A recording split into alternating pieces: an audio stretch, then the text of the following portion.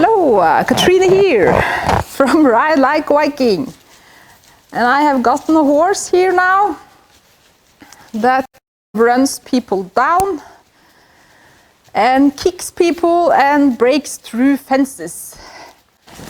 If I can get her to, there you go, turn her hind end over and look at me. Those poles can be really neat. So that's what I kind of want, is that she takes her hind end away from me and faces me. Because I don't want her hind end towards me, since she's known for kicking people. And I think she especially kicks when you ask her to do something she doesn't want to do.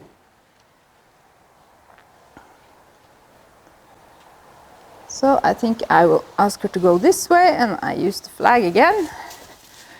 And the flag is really awesome with horses who doesn't respond to ropes or whips and stuff like that. Because it was very, very hard to move her feet with anything else. Then she would kind of just barge through it. But she hasn't seen a flag before, so that's new to her.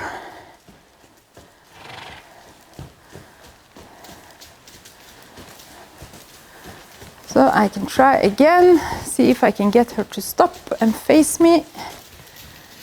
So I put some pressure on the rope, I lean towards her hind end. Yes, good girl, there you go. Yeah, so I both have to kind of stop her front end and turn her hind end over, because now she was almost running me down.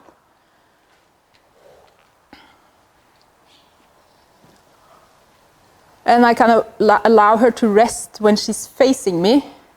And if she comes closer, I'm going to put her to work, because I don't want this animal anywhere near me until she knows that I'm moving her feet and that I own the space that I claim. But she's quite good at ducking away and turning the hind end towards somebody. And that's when you don't give up your ask, but you move that horse away. I don't think she's going to try that again. Yeah, I'm going to try to move her hind end over and cross over behind. Yes, good girl. She crossed over behind. But you know, without this flag, I would have been doomed, because she doesn't respond to ropes or whips, because that's kind of used up, because she's been barging through it so many times.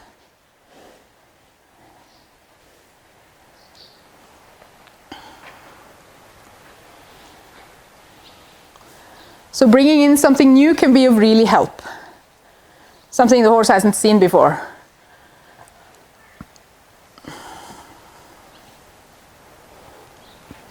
Okay, I will try to lead her a bit, because that's one of the main problems. And then I have the flag to kind of make sure she doesn't run me down.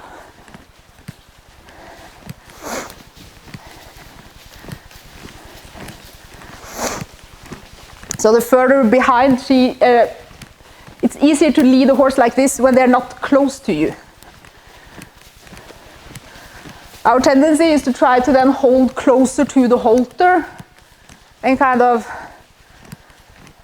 get more control of the horse, but you have actually better control with the distance and with the longer rope. So I probably blame the equipment a little bit here, because she of course arrived with a regular halter and a short lead rope, which makes it very easy for the horse to bolt off. And very hard to get a good, what I call working distance. And all she really wants is a leader. And by moving her feet, claiming my space, I become the leader, and she will then calm down and actually feel much better than when she doesn't have a leader. And I think what's been going on with her is that there's been a lot of no, don't do this training. And when people have said to her, no, don't do this, she has probably stopped doing it, but she hasn't done anything. So I think it's been a lot of wiggling the rope and pushing her around and telling her not to do stuff. And she has then probably responded with putting her shoulder towards the person or turning her neck away. She hasn't really done anything. She has actually just done the wrong thing and been rewarded for doing the wrong thing. So her putting the shoulder towards someone and turning away is a small version of pulling the rope, bolting off and kicking the person in the face. And that's what she has been rewarded for doing, because people haven't been really asking her to do something, they have just asked her to not do something.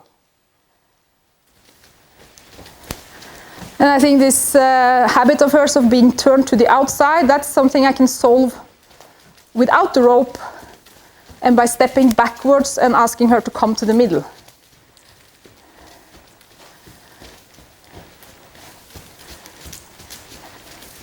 Yeah, she has actually periods now where the circle is quite nice, like there. And I can reward her by giving her a break. So she had like 3 or 4 steps where she didn't turn to the outside, but she kind of followed the circle.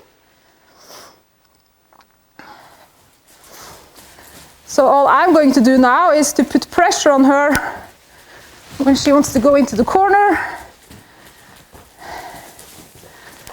or when she doesn't turn inwards when I go backwards.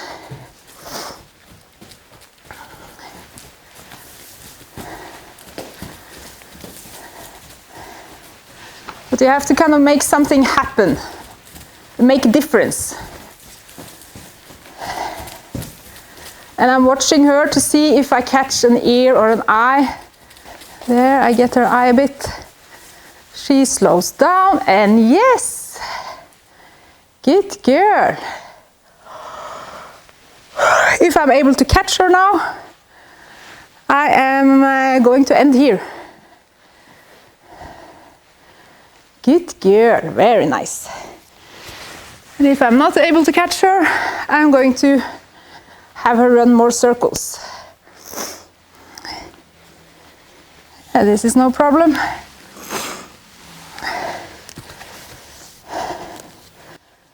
But I think by doing this and having her turn to the inside and pay attention to me, she is going to quit being bent to the outside, and also probably quit her tendency to, bolt off in the wrong direction. Yeah, but this was a very good way to end. Yeah. Want her to look at me, there you go, and then I take the halter off. And if she wants to leave, she can leave, of course, but she doesn't, which is great.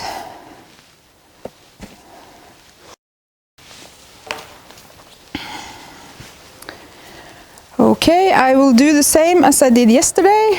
I'm going to send her out. Yes! Now I only had to wave the rope in the air and she's off. I might get her going in the corner there. Yeah, she's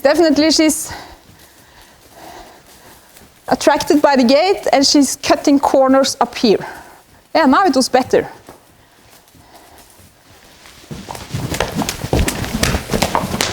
There, she's off. So I make it kind of very clear to her that ducking the other way around is not a good idea, and I don't give up my ask.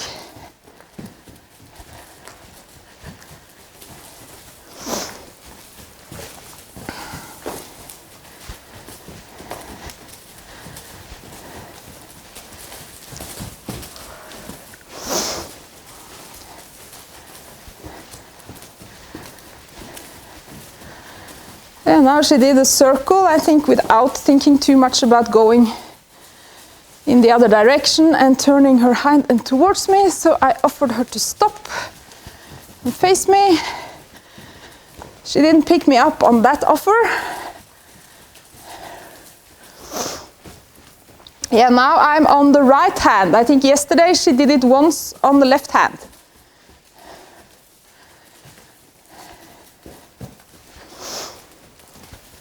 But that's how I'm going to get her to not turn to the outside, but to turn inwards and get a nice bend in her body, is by stepping backwards and allowing her to rest towards the middle. There she was actually thinking about something. Yes, good girl. And I will do some liberty work with her and see how that goes, if she can turn inwards. And if she turns inwards, I will probably quit.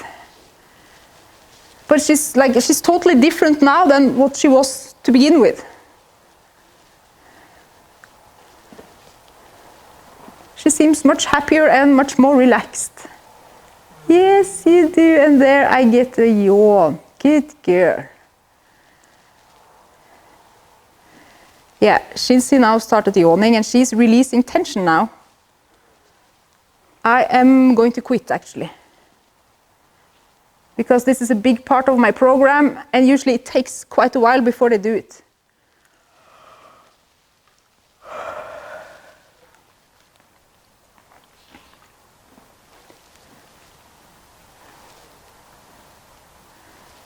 And I think when horses start yawning and such, they are relaxing themselves.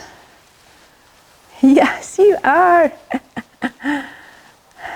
So instead of me putting her body in a relaxed posture, crossing over behind, catching her eyes, all that stuff, she is now kind of relaxing herself a bit.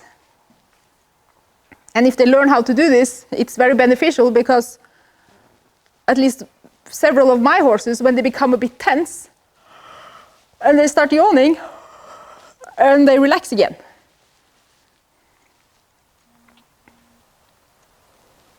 Without me having to do a bend to stop, cross the hind end over, get the neck soft, la la la la la, they just, yeah, know how to do it and do it themselves. But it's nice that the horses are able to kind of self-regulate a little bit. And I think that's what she did now, by yawning. And that's when I end the session.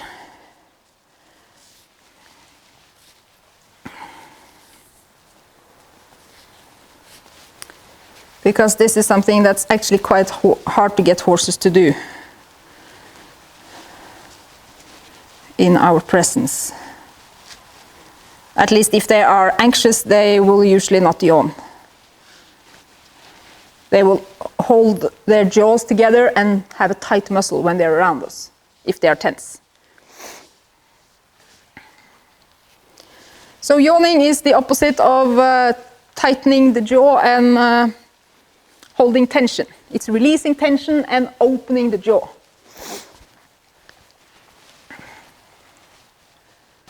I might see if she wants to follow me. I think I haven't done that. But if I can draw her just a little bit, yes, good girl. And I kind of end here.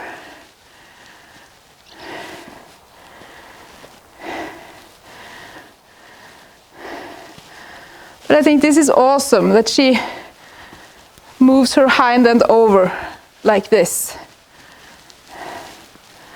Makes her much safer to handle and much easier to lead. But this is something I kind of do instead of having an assistant coming with a whip and making the horse follow. I make it a choice to follow. And if she stops, that's when I send her forward. And I think today, if I just manage to get her kind of past that pole, I'd be kind of happy. I think she's starting to notice the difference.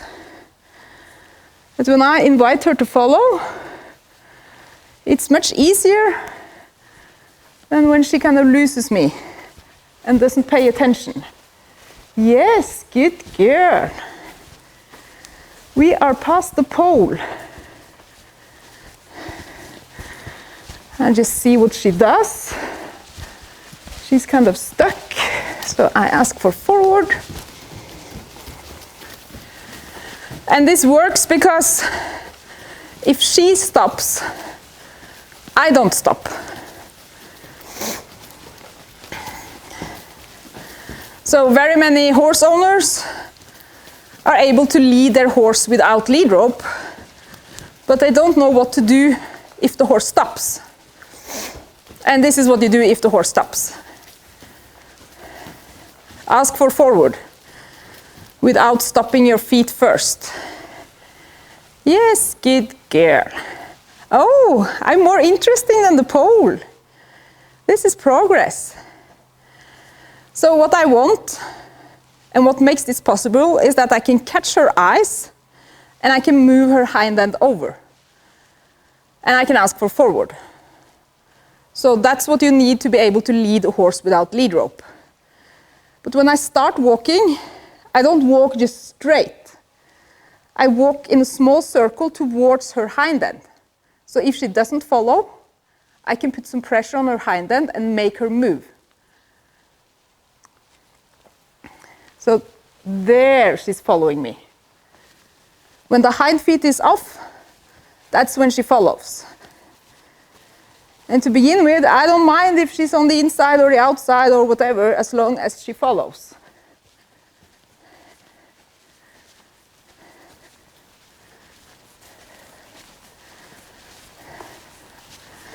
And now I think I'm going to stop the training. Maybe I will ask for some personal space, just as a recap here. One more, please. Thank you. Good girl. I think she's kind of starting to know her place a bit in relationship to humans. That she needs to respect personal space, but she also needs to pay attention. So I get her ear now. I get her ear. I get her ear. There, I got her eyes. Yes. Good girl. Okay, thank you for watching and see you next time. Bye bye.